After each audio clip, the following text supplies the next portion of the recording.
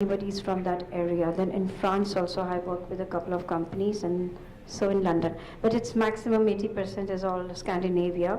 So that's an answer to your question, is you have to go through the fairs. Fairs is a route which you know from there, which are the companies which can buy from you, and if you take a stand, then you have a lot of buyers coming to you, right from 200 pieces down to 20,000 pieces. That's how your business just develops. But just have patience. Patience is the key word. Have patience. Yes. All right. So we can talk later. Yes. All right. Thank you so much. Thank you.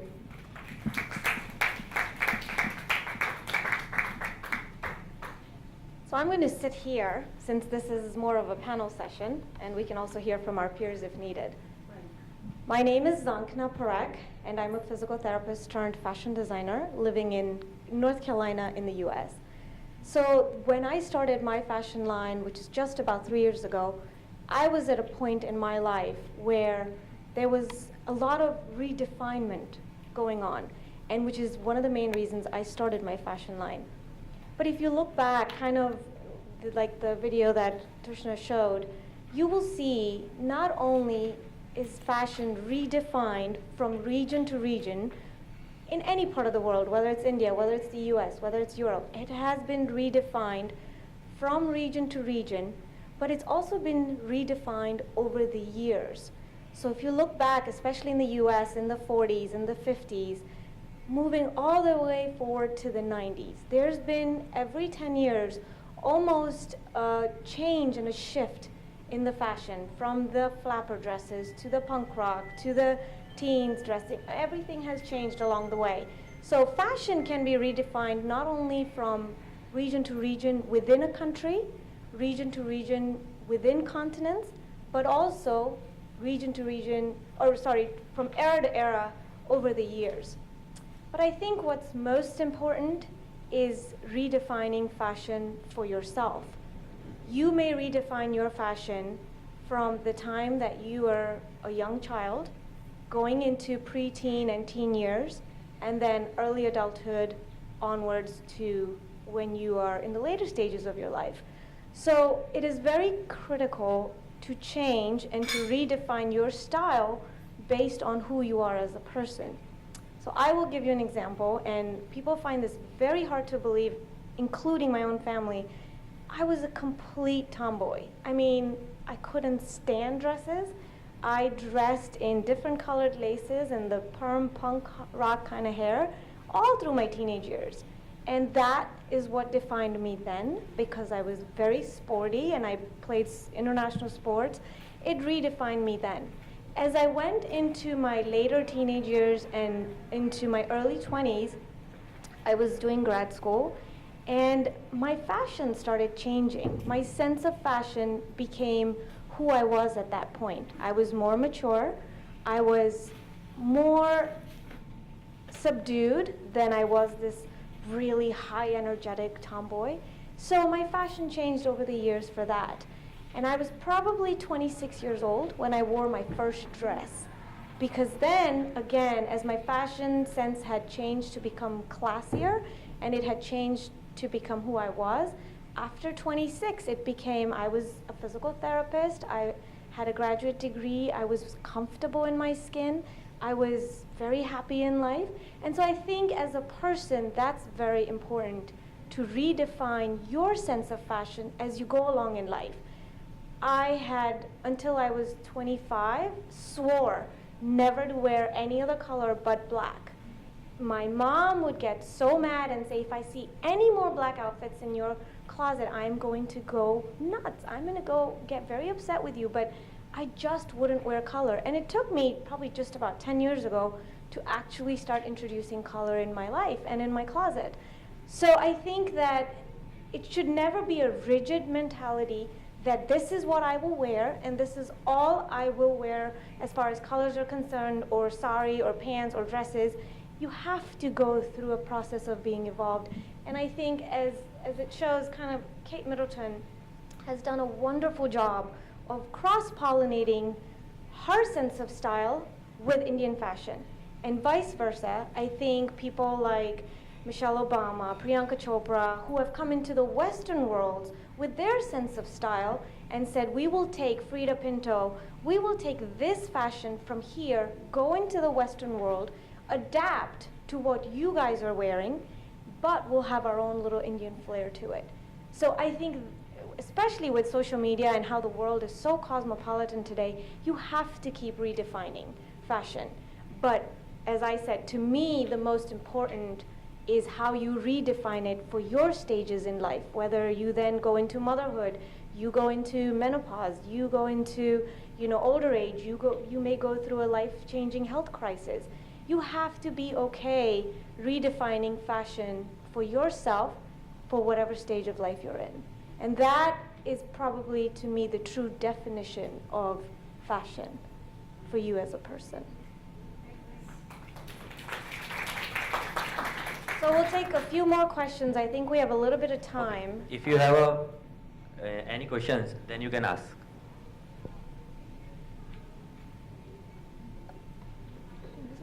Yes.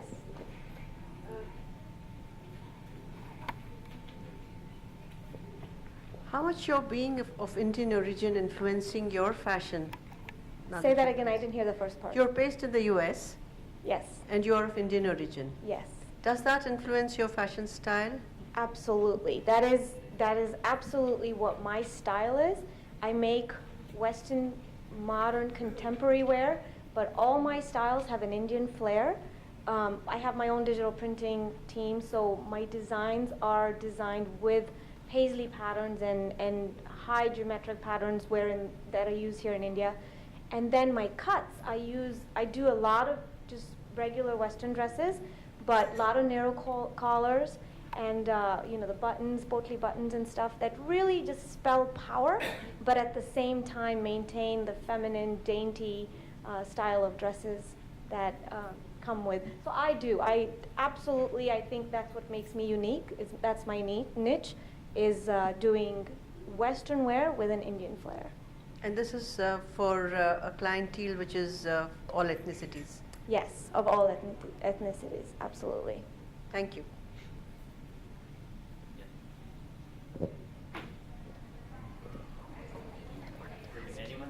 Anyone? Yeah, I think someone had a question there. For Anu? No. Oh, she left. Okay.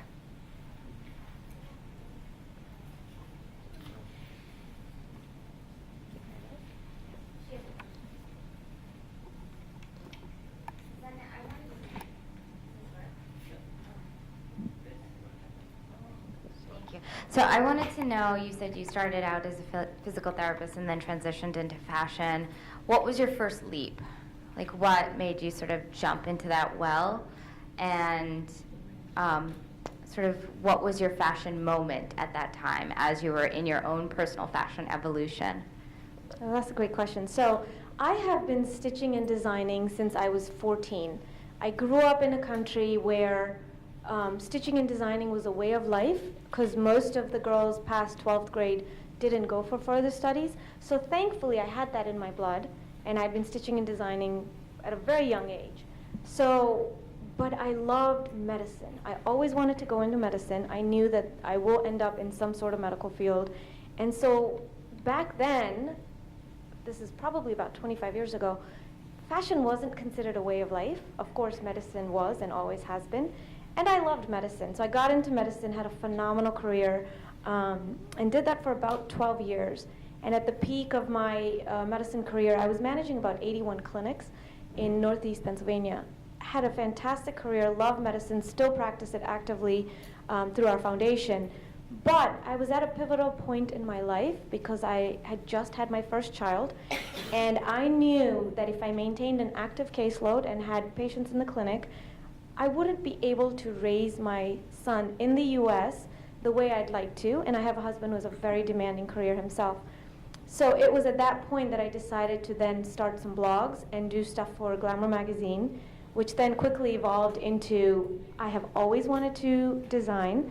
I used to always stitch and design and make my own clothes, but even for family members. And so at that point I said, this is my calling. As Anu had said, it's just fate. And at that point it was just this is my calling, this is what I need to do.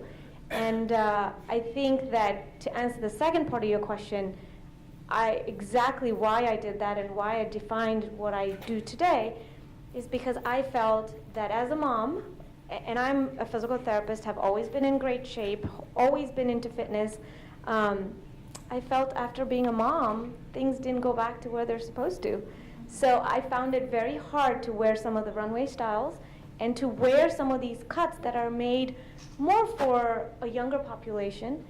I wanted to still be fashionable. I still wanted to be trendy. I didn't want to wear the mom jeans. So I decided at that point that I was going to make a product that wasn't out there and where I can still be very trendy, very classy, but my seams and cuts are placed very strategically to help women in these areas and changes when you incur these changes in life.